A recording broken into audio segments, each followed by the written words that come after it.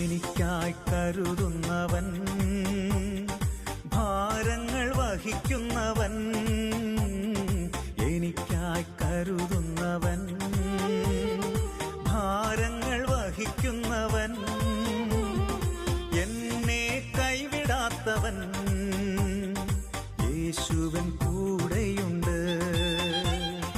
എന്നെ കൈവിടാത്തവൻ, യേശുവൻ